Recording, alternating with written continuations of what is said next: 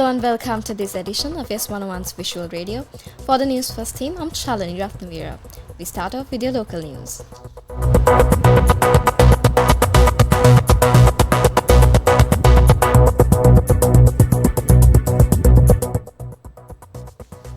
The Department of Meteorology says that several spells of showers can be expected in eastern, north central and Uva provinces and in Matale, Nuwara and Hambantota districts. A few showers may occur in the northern province and showers or thundershowers will occur at several places elsewhere in the evening or night. Fairly strong winds of 30 to 40 km per hour can be expected at times over eastern slope of the central hills and northern, north central, eastern and northwestern provinces and in Hambantota and Monragala districts.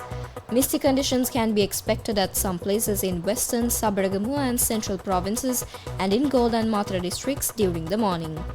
The Department of Meteorology urges the general public to take adequate precautions to minimize damages caused by temporary localized strong winds and lightning during the thunder showers.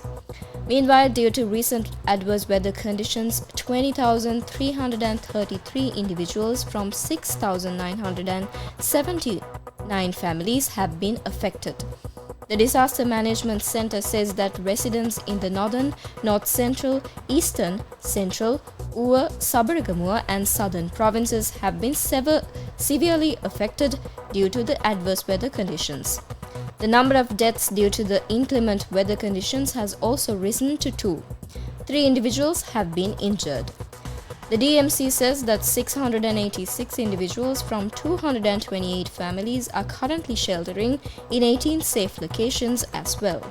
The Department of Irrigation says that the Malwatu is still at a high flood level. The department adds that the Yan Oya as well as the Kala Oya have also reached flood levels.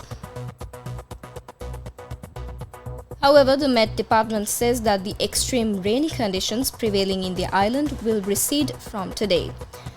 Ampara District Secretary Chintakabe Vikrama says that the impact of heavy rainfall on the district would reduce if rainfall is not experienced in the region over the next few days. He adds that all 5 sluice gates of the Senanayaka Samudra are now open. He adds that the reservoir continues to receive a large volume of water from upper catchment areas. Meanwhile, the sluice gates of the Senanayaka Samudra in Inginiagala were opened, releasing water into the Gull Oya. This has caused the river banks to breach, submerging several paddy fields in the surrounding areas. Meanwhile, more paddy fields were submerged due to the overflow of the Kala Oya, Yan Oya and Malwatu Oya in the Anuradhapura district. The landslide warnings issued for multiple divisional secretariat divisions of 4 districts are still in effect. The National Building Research Organization says that this warning was issued covering the Badulla, Kandy, Kurunagala and Matare districts. The Kandy Mahayangana main road had been closed since yesterday afternoon from Katagola due to the risk of rock falls. Now it has been reopened for traffic. According to the police, the Road Development Authority has been informed to conduct further investigations on the ongoing risk. Meanwhile, Gal Alla to Manampitiya section along the Polo Narua Batiklo main road, which was previously closed, has been reopened for heavy vehicle traffic from 7 a.m. onwards this morning. However, the vehicular movement from light vehicles on this section is still restricted.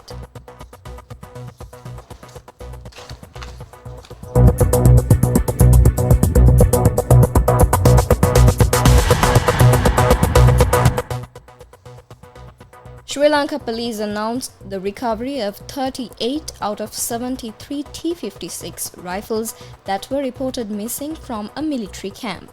According to the police, the recovered firearms will be submitted to the government analyst for further investigation. Efforts are ongoing to locate the remaining missing rifles, with the police conducting extensive investigations. The Criminal Investigation Department is leading the inquiry into the incident. The police noted that there had been no prior investigations into the disappearance of these firearms. However, a senior police officer confirmed that the current investigation is being conducted on a broader scale.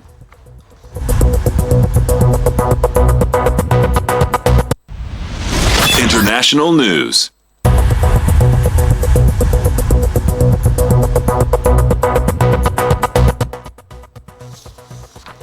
The United States will exit the World Health Organization, President Donald Trump said today, saying the Global Health Agency had mishandled the COVID-19 pandemic and other international health crises. Trump said the WHO had failed to act independently from the inappropriate political influence of WHO member states and required unfairly onerous payments from the US that are disproportionate to the sums provided by other larger countries such as China. The WHO did not immediately respond to a request for comment. Sports news.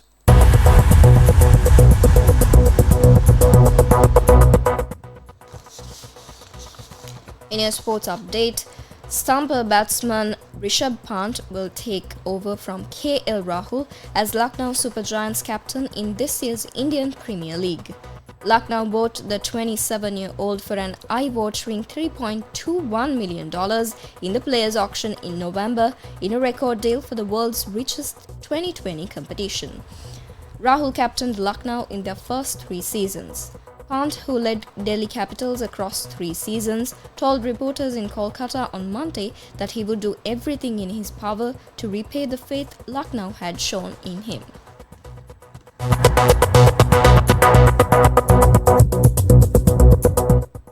Well, that's a wrap of this edition of YES101's Visual Radio.